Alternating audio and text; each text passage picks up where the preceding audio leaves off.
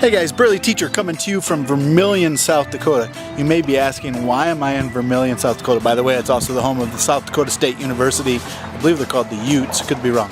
But we are in a Lions Club free campsite in Vermillion. Would have never known about this, but when Sarah and I are traveling, we try and save as much money as possible when we're staying on our little camper. And it's actually that area right in the background there is actually the South Dakota National Guard Armory. So it's actually a pretty safe place. You can see across the street, there's some businesses. There is a main road, which, you know, it'll happen. And you can see sort of right behind my head here, there are people that, there's 6 free electrical hookup sites here. There's actually bathrooms. There's campsites, there's free water, so it's actually sort of a gold mine for people that like to do what we like to do. You know, but you do have to deal with some stuff that you wouldn't otherwise, you know, deal with in most situations as far as camping goes.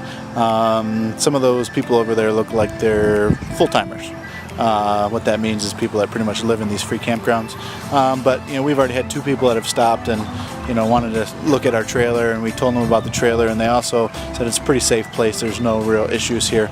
But anyways, the website we go to find these free campsites is called freecampsites.net. Hey guys, just wanted to show you what freecampsites.net looks like and sort of how to navigate.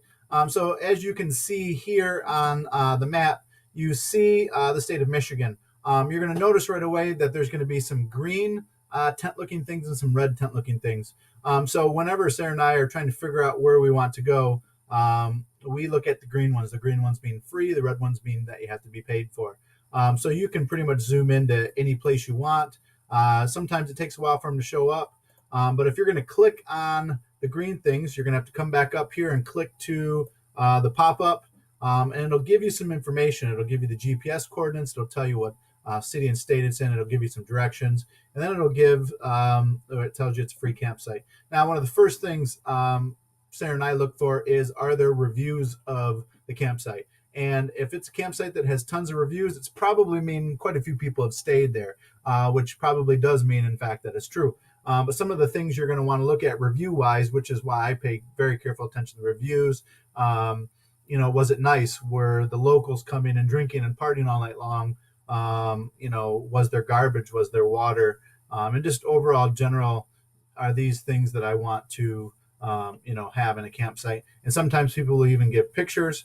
I make sure to always leave a good review with the information that we found. And I also add, doesn't look like anybody at this campsite did, but let me go back out to a campsite that I know I've stayed at, and I'll show you there's an option for you to put what kind of service you got with your local provider, and you can tell people how well the service was in your area. So we stayed in a place in North Dakota called Michigan, North Dakota. We found this one just on the road. It's actually part of the Michigan Duffers Golf Club. It's a females golf club, and there was free water, there were free bathrooms, there was free electric, and it was just overall safe, really nice place. Only 400 people in this town, sort of, you know, off the main path by about 2 or 3 miles, which makes it pretty safe. So you can see all the reviews, and you can see here what I was wanting to talk to you about is you can list what service you have, Verizon, and here, oh, I didn't do it. I'm almost positive I did it here. I did it on some of the other ones, but I left a good review here, but you also an opportunity for you to put, we had pretty good service here, but we noticed as compared to Verizon, we have Google Fi. The service was actually very poor out west. So a couple things, freecampsites.net, use the website. There is an app, but the app really isn't an app. It just links you to the online website.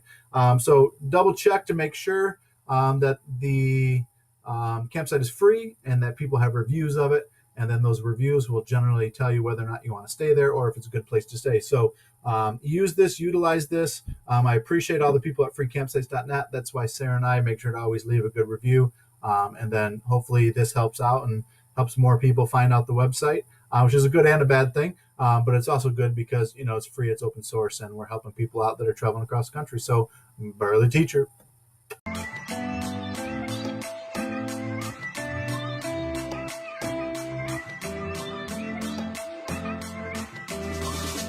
Sarah and I do our best to give as detailed of a review as possible of each site, so that we can help people out that are trying to do the same thing we're doing. One of the reviews of this place was some of these people tend to live here. The city doesn't really kick them out. And then the other, you can hear it in the background, I think you heard softball, that softball tends to play until 9:30 at night. So everything people said review-wise has been true so far, but I don't see any issue. And we do always have protection for ourselves. You can use your imagination to figure out what that is in case there's any issues. But we haven't had any problems so far on this trip. What does Sarah want to say? It has grass. It's better than the truck stop or rest area in North Dakota? Montana. Montana? I don't know. Yeah, we stayed in one place in Vandalia, Montana, that was pretty much a rest area. In Montana, you can stay at any rest area all night long. Actually, in a lot of states, you can stay in rest areas for periods of time, 8 hours. You can stay in South Dakota at a rest stop for 8 hours at a time to rest, as they call it, but there's no camping, because camping, you get what those people are doing. They pretty much just freeload off of free electricity from the armory. But anyways, so Burly teacher tip of the day, freecampsites.net, and you can find these gems all across the country.